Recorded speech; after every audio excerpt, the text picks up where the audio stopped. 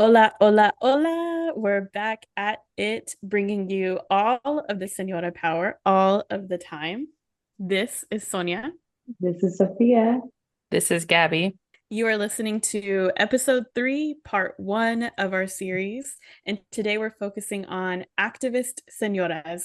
You know the kind, the protester, the rabble rouser, the fist raised high, take no prisoners kind of señora.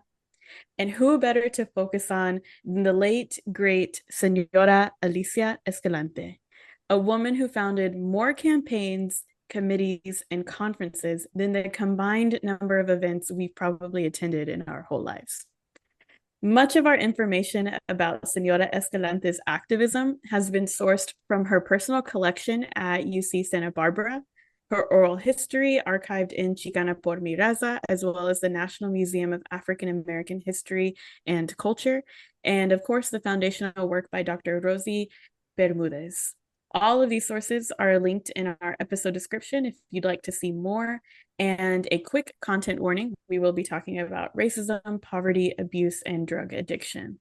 So, how about we begin to learn the story of a woman who signed handwritten letters not with thank you, my best, nor regards, but with hasta la victoria, Señora Escalante, or until victory.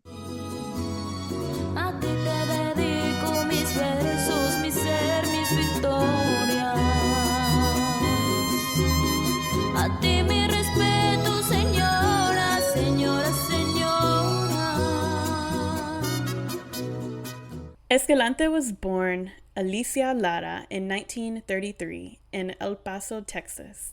She remembers the city fondly. She calls it dusty and peculiar and friendly in her oral history. She recalls sitting at the railroad tracks near the Rio Grande, which is also the national border between the US and Mexico. She would toss pebbles back and forth over the river with Mexican children while regular freight trains rattled along the tracks. Her family life was intense, to say the least. As the second oldest of 7 children, she was burdened with her parents' domestic affairs, specifically her father, Vincent Lara, a rigid authoritarian who was a diligent hard worker but frequently mentally abusive and controlling, as well as physically abusive towards both his wife and kids. After rampant infidelity and abuse, her mother, Guadalupe Lara, fled to California. She tried to take her children with her. However, Vincent was granted full custody of all the children because Guadalupe, or Lupe, was a traditional stay-at-home mom. She didn't have any kind of formal education. She didn't even have a birth certificate because she was orphaned at a young age. Guadalupe was incredibly kind and also submissive, the kind of person who never questions authority of any kind in any situation. So she was unable to advocate for her own custody or to prove that she had access to consistent employment and housing wherever she was going. Alicia felt this loss as a deep injustice. She was incredibly close to her mother as the oldest daughter. They had a special relationship, as Escalante later calls it, and this custody fissure marks Escalante's first encounter with the gaps in the U.S. social system, as it did not protect her and her siblings from her father's abuse, while it penalized the gentle domestic characteristics of her mother. Meanwhile, Guadalupe had moved to LA to live with Alicia's aunt, or so Alicia learned from a letter sent to her a few months after Guadalupe's departure. Her father, enraged at the situation, regularly beat Alicia, demanding information or that she snitch on her mom, basically. Escalante recalls a particularly bad beating that left her with a black eye as she ran to those same train tracks where she played at the border, determined to hop on a passing train and make her way from El Paso to California, which, for those unfamiliar with the geography, that's a 16-hour drive today. Imagine the commitment to do this. It was both incredibly reckless and amazingly brave. She had no idea where the train went. She only knew that it regularly came to El Paso. So she hops into this box car with a small bag of food and clothes. It's pitch black and she just prays. At some point, she sees a small flame flick on opposite of where she's sitting. It's a stranger in the boxcar with her that she couldn't see. He tries to coax her into taking some food, to answering his questions, but she stays absolutely silent. He eventually leaves, and the next thing she remembers is being shaken away by Arizona police. Arizona. They tried to send her back to her father, but he was very disinterested in her return and dismissively tells police if she wants to go to California, let her go then. So the police, who were actually kind of nice, contacted her tia, booked her a bus ticket, and ensured the driver would watch over her until she arrives. So begins her life in LA, where she remained for much of her time. This early foundational experience, Dr. Bermudez writes, taught Escalante that if she felt that something was unjust, she had the power and the mental and physical ability to challenge the injustice and to create change. It really is the catalyst for the next major life event, which determined a significant part of Escalante's life path. After Alicia arrives in California, Guadalupe relocates the family from her sister's home to a tiny place in downtown LA, while Guadalupe worked as a waitress at multiple restaurants for 36 to 50 cents an hour, about minimum wage. It was a struggle to survive, to make rent, to feed Escalante. Over the course of 3 years of this intense service work, her mother developed a severe disability from standing for such long hours. Her feet would swell until they caused her excruciating pain.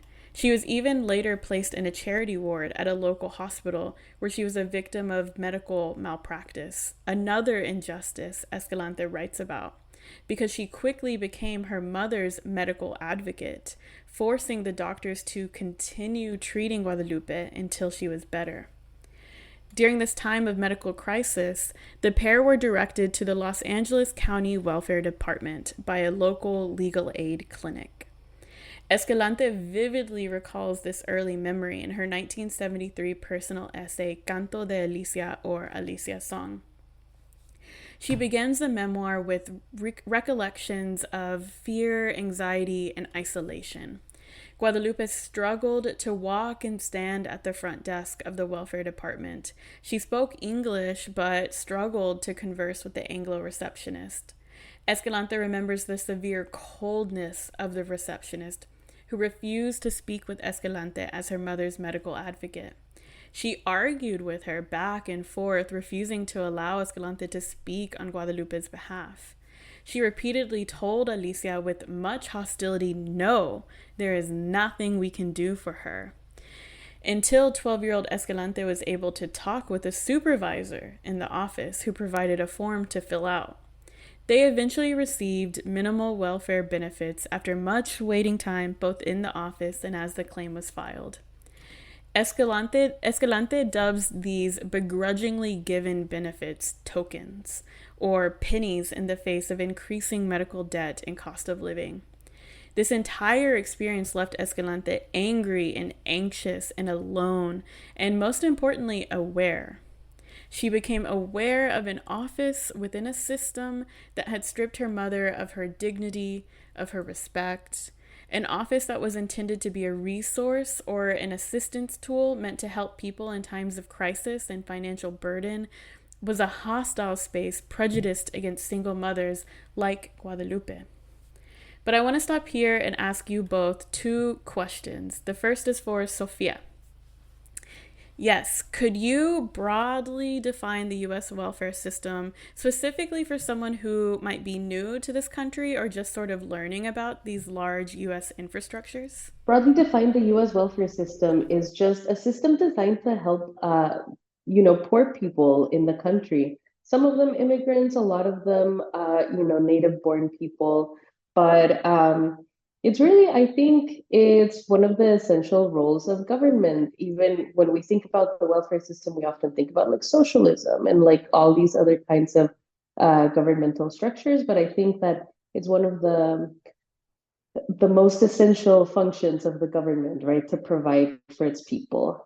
So this is a system that's designed in terms of medical aid, in terms of housing aid, in terms of providing certain low cost resources for working class people or people beyond the poverty level.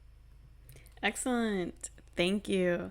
So, build off that, Gabby, and could you define for our audience maybe some myths that you've encountered or that they listeners might have heard about the welfare system?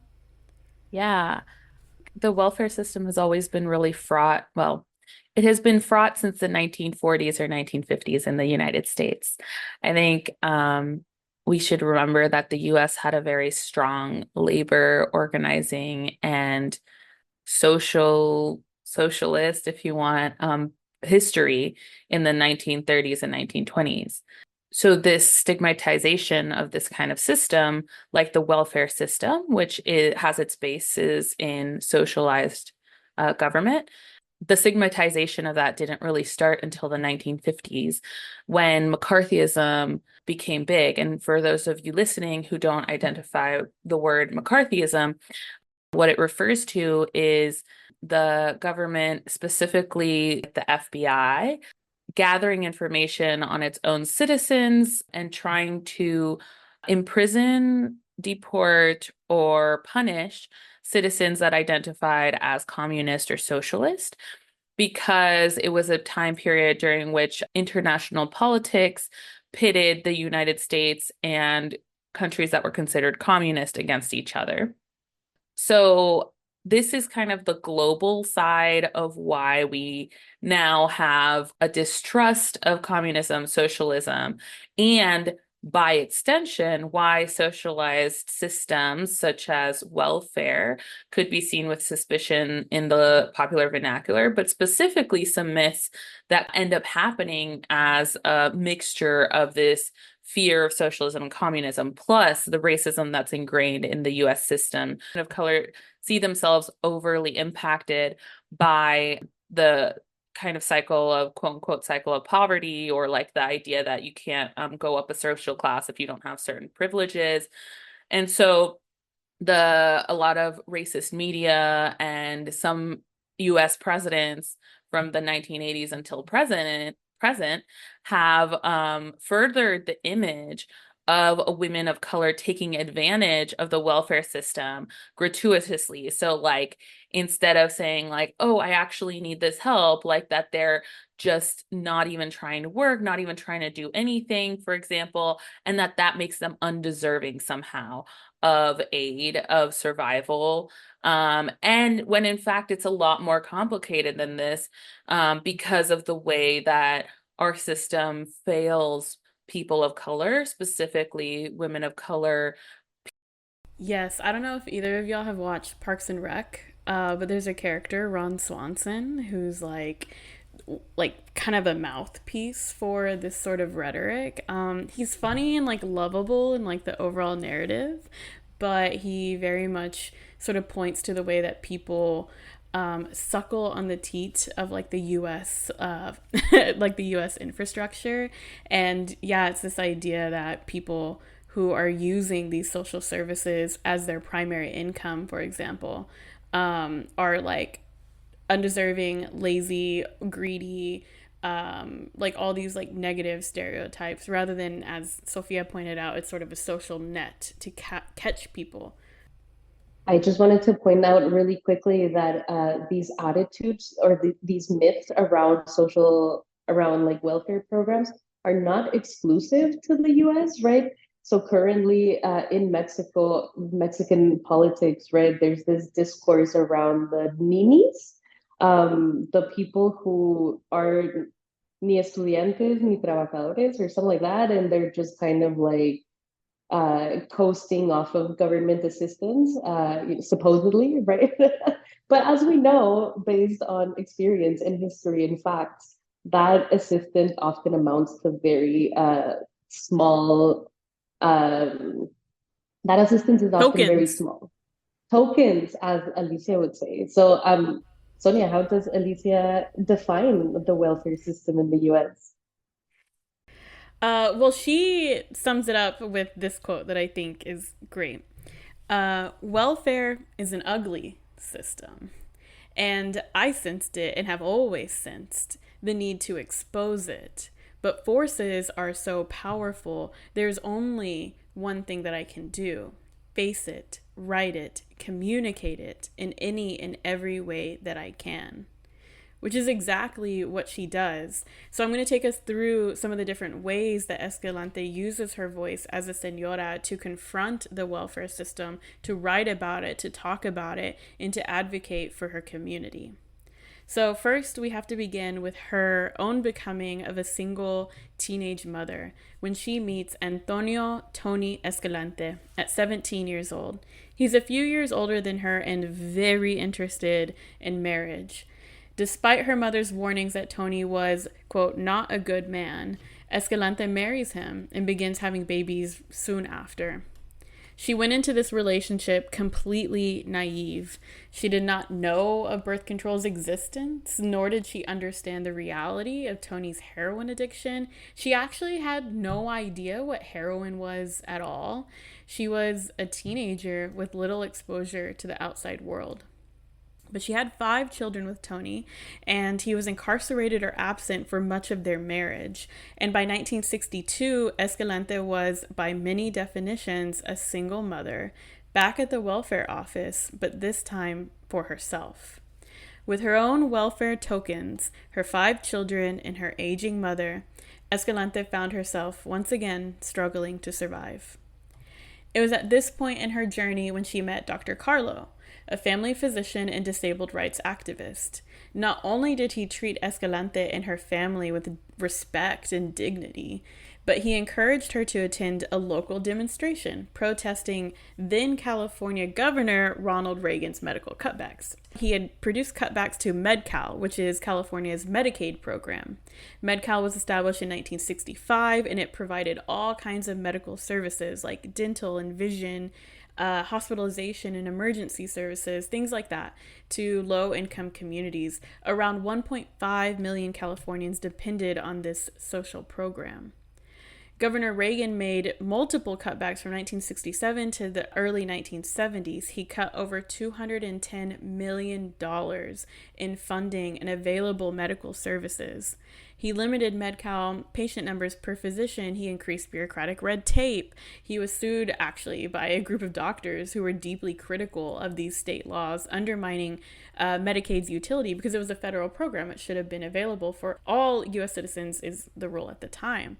So Dr. Carlo was one of those vocal medical critics, and he saw in Escalante not just a poor client, but someone who could make a real difference for people in need.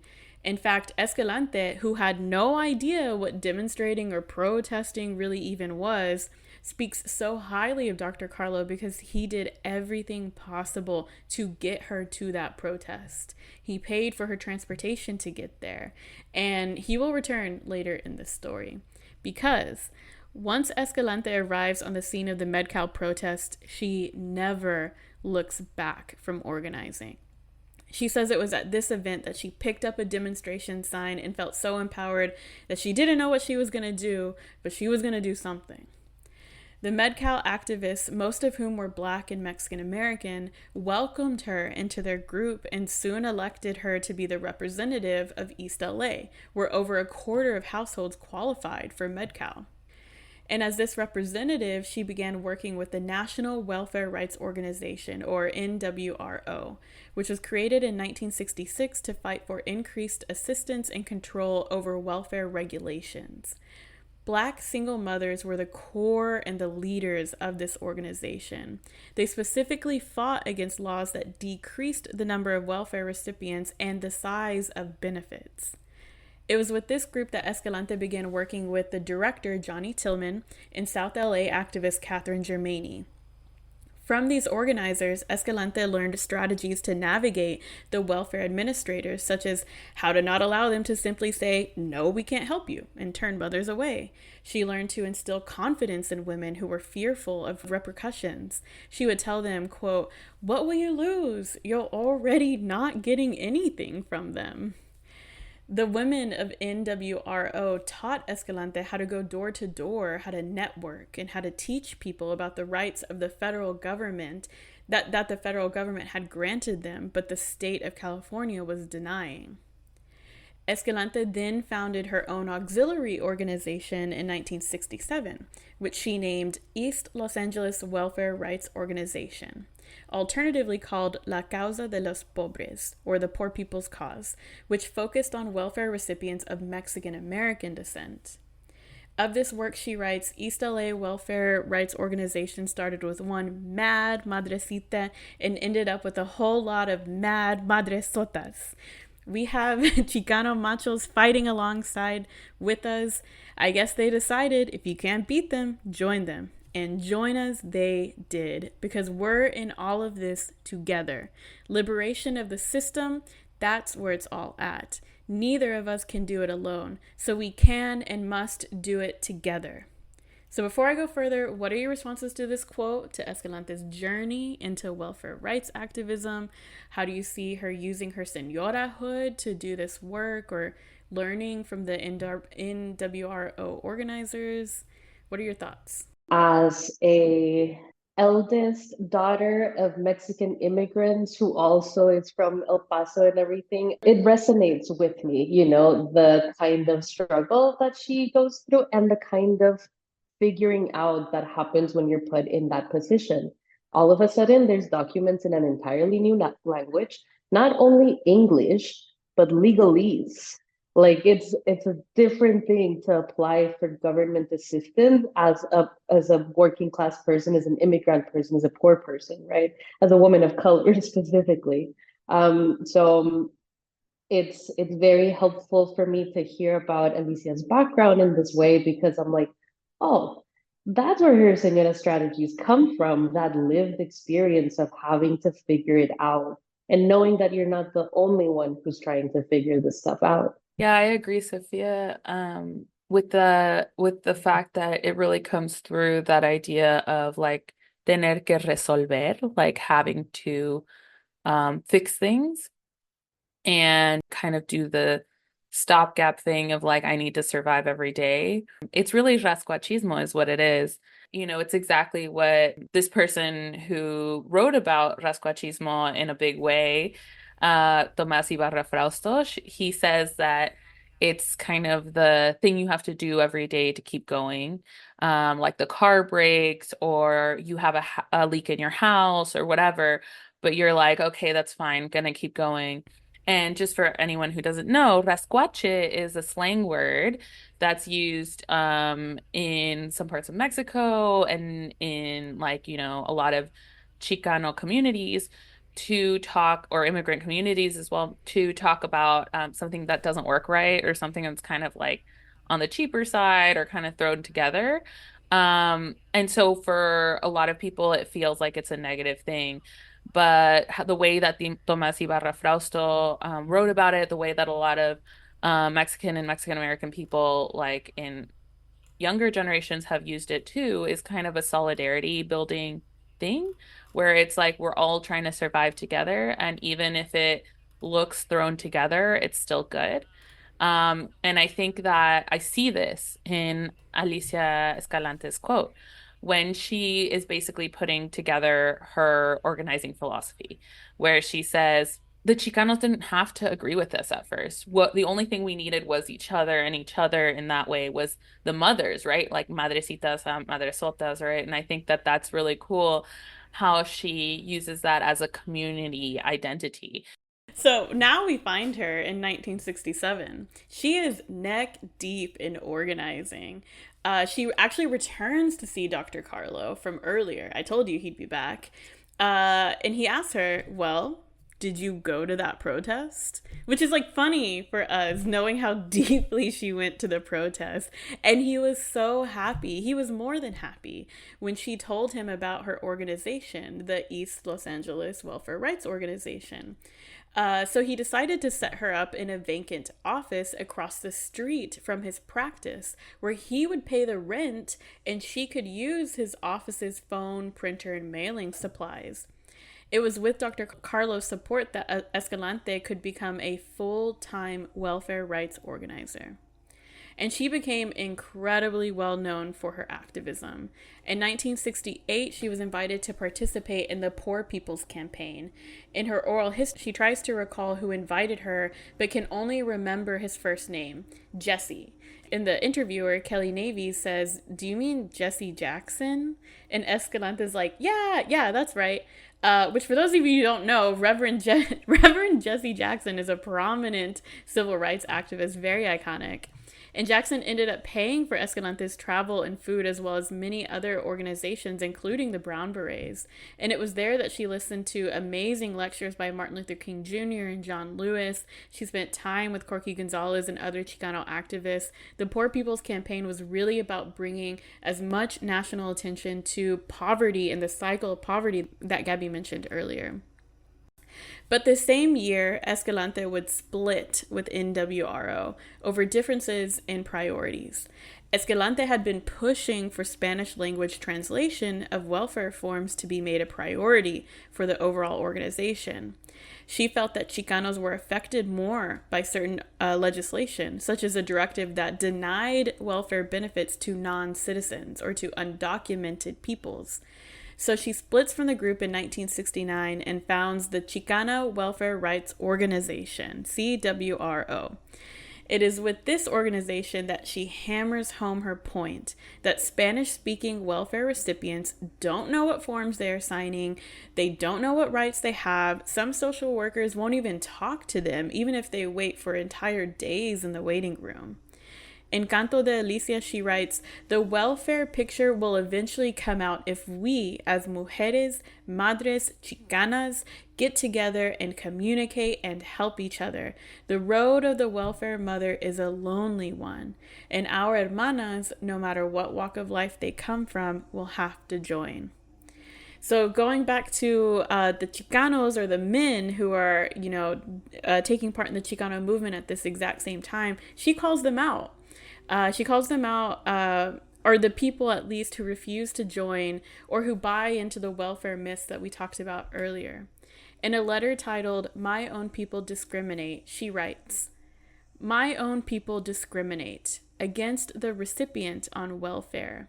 The Anglo establishment very shrewdly brainwashed them that way, to separate the working class Chicano from the non-working one.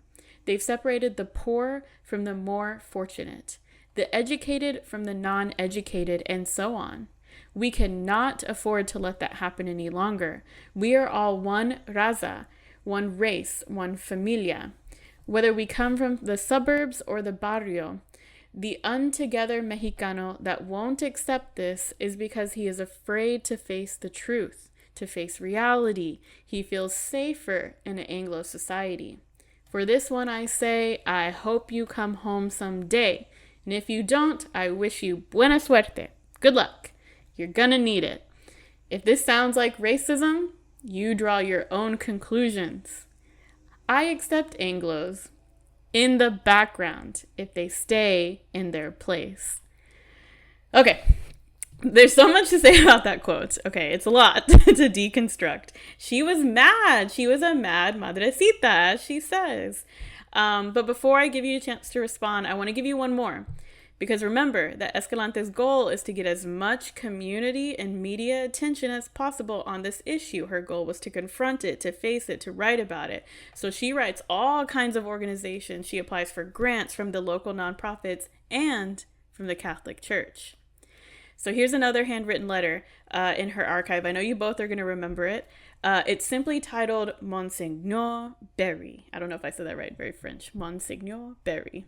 And it goes, "Your denial of the proposal was of no surprise to me personally. It was exactly what I expected from the Catholic Church, one of the sickest churches in the world. Having had the experience of being interviewed for less than 5 minutes, was not even given the courtesy of a site visit to the office to see the hardcore problems we deal with daily with all our sweat and tears, and voluntarily, it came as no surprise. The hypocritical attitude of concerns that was not really there was so obvious. It is I that feel sorry for all of you, priests, reverends, ministers, and the like that have used the church in the name of God for a comfortable way of living. You, sir, are the agency. You are the establishment. All of a sudden, the churches are interested in the humane development of people. 100 years too late. You may be able to buy off some people, but you can never undo all the harm the churches have done. And ignoring the problems, the poverty, the discrimination, the racism, the hunger and needs of the poor. In a sense, I am glad you didn't give us a cent. I will add it to my last experience with the Catholic Church. We will continue our work, God's real work. Signed, Señora Alicia Escalante. Okay, I'm going to take a break. I'm going to take a breath. I threw a lot of quotes at you. We've got the split with NWRO, the call to Chicana. It's her first real time, by the way, using this political identity label that we've seen in her absolute drag of the Catholic Church and Chicanos and the Anglo establishment. So, what are your thoughts? How are you thinking of these? I mean, she's daring, she's angry, she is out there telling all of the truths and calling people out, and not in like a negative way, you know, like you said that you're going to do this thing. You say that this is your mission and you're not acting on that mission. So I don't know, I'm thinking about a whole bunch of like different things here. One of the main critiques about the Chicano movement that has come out in recent years is this attention to political unity, right? The idea that all Chicanos, all Mexican American people have to come together under this one identifier and we're all working towards the same things. But here, Alicia is very clearly pointing to the difference between the educated Chicano, the non-educated Chicano, the wealthy Chicano, the poor Chicano, right? And so it's very obvious that this notion of unity is just like an ideal, like an organizing concept, but materially, we're not there yet. At least, I mean, in 1969, right? We're definitely not there yet. And so it reminds me of the previous quote that you shared with us, Sonia, about the fight to liberate ourselves from the system, right? She doesn't name the system, but she's consistently calling out different kinds of systems that maybe like diminish difference, that are not attentive to intersectional and complex issues. So I don't know. I like Alicia. I love her. Yeah, Alicia's always a good time. She is always saying it like she sees it. I think that the issue you raised, Sophia, that's been raised over and over with Alicia's writing of unity versus fragmentation, right? Or unity versus non-unity in the Chicano movement, I think is at the crux of the issues that a lot of Chicanos had to face, namely Alicia here, where it's I think like basic organizing, I guess best practice always calls for finding commonalities among oppressed peoples in order to build coalitions and have greater power when you're going up against the system, whatever that system might be. I think it's also really important to note that Alicia's pointing out that the concept of unity was weaponized against a lot of Chicanas, specifically like single mothers, or not that Alicia says this, but as we know, like a lot of lesbianas, like Chicana lesbian feminists, like a lot of female activists. And I mean, in more recent years, a lot of non-binary and trans immigrants and Mexican American people have also felt excluded by the movement in the name of this kind of idea of unity, right? Like of we all have to organize together And even though I think we all have to organize together, it has been proved like that concept has been proved time and time again by the señoras that we're looking at. Like we all have a power together. That may be true, but it does not mean, like you're saying, Sophia, that we all have to identify as the same thing. And I think that's the thing that we're seeing here is that Alicia's call to action had to do with a lot with class and a lot with gender. Yes, thank you. I think all of those comments were super helpful to pull apart and sort of understand these quotes that might be like quite shocking for a lot of people, a lot of listeners. Like, why would she say something that intense, you know? And I think y'all have done a really great job of explaining exactly why.